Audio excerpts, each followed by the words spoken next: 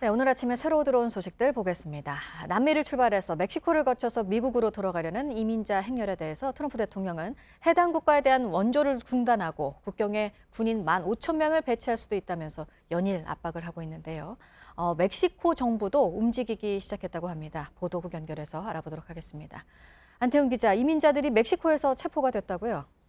네, 그렇습니다. 멕시코 현지 언론에 따르면 그렇습니다. 고속도로를 따라 북진하던 캐러밴, 캐러밴을 멕시코 경찰이 검문을 해서 합법적 이민 서류를 갖고 있지 않은 이민자 153명을 체포한 것입니다. 트럼프 대통령이 계속 압박을 하자 이에 떠밀려 엄격한 이민 기준을 적용하기 시작한 것으로 외신들은 분석하고 있습니다.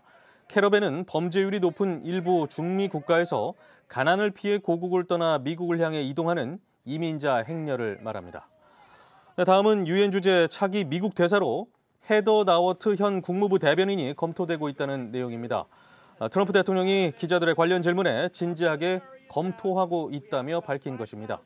그러면서 다음 주쯤 결정을 할 것이다라고 덧붙이기도 했습니다. 나워트 대변인은 보수 성향 폭스뉴스 앵커 출신으로 지난해 4월 국무부 대변인에 발탁됐습니다. 앞서 니키 헤일리 현 대사는 지난달 9일이었죠. 올해 안에 사임하겠다는 뜻을 밝힌 바 있습니다. 네, 그리고 호텔이나 항공권을 대신 예약해주겠다고 하고 돈을 가로챈 사기 사건 소식도 전해졌네요. 네, 그렇습니다. 주의하셔야겠습니다. 사기 혐의로 일단 구속된 피의자는 여행 정보 공유 인터넷 카페에서 자신을 예약 대행사 직원이라고 소개했습니다. 해외여행 견적을 문의한 37명에게 이렇게 접근을 했고요. 또 항공권과 숙박권을 대신 예약해 준다면서 2,600여만 원을 챙겼습니다. 경찰이 피의자의 금융계좌를 정지시키고 수사에 나선 상황에서도 피의자의 사기 행각은 계속됐다고 경찰은 밝혔습니다.